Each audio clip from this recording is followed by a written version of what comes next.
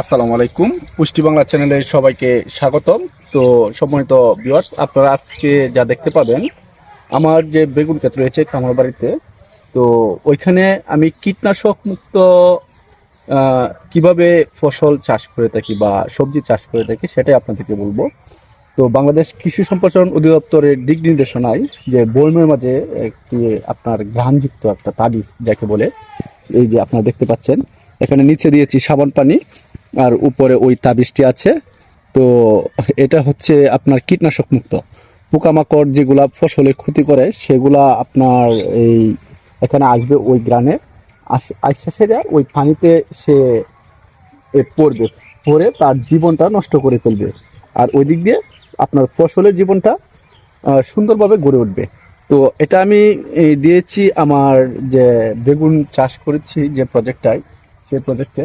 এখান দিয়ে আপনার দেখতে পাচ্ছেন যে আমাদের বেগুনের যে মোটামুটি ফলন ভালোই হয়েছে।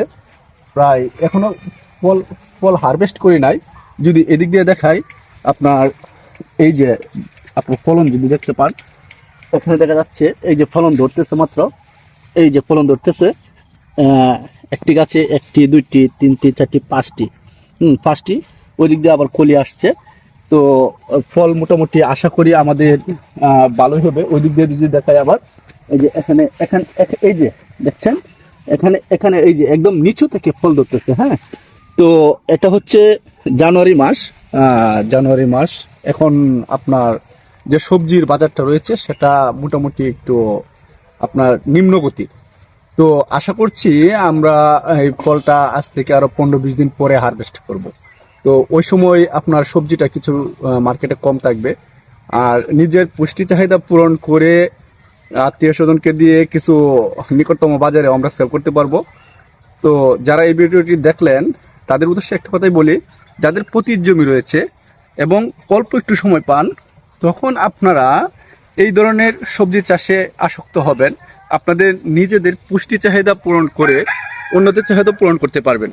তো মোটামুটি আমি বেশ কয়েকটা প্রজেক্ট নিয়েছি, যেখানে অন্য অন্য প্রজেক্ট আছে। তো আজকে বেগুন দেখালাম, আর অন্যদিন অন্য কিছু দেখাবো। আজকে যে ওই তাবিজ প্রক্রিয়াটি করলাম, যেরকম কীটনাশক মুক্ত আমি আমার পরিবারকে দিতে পারবো, ঠিক তদ্রূপ আমি যে নিকটতম বাজারে এটা সেল করব, যারা আমার এই সবজিটা কিনে নেবে তারাও কিন্তু ওই রকম কীটনাশক মুক্তই একটা সবজি পাবে। তো সবার সুস্বাস্থ্য এবং দীর্ঘ কামনা করে এখানে শেষ করছি। আল্লাহ হাফেজ। আসসালামু আলাইকুম।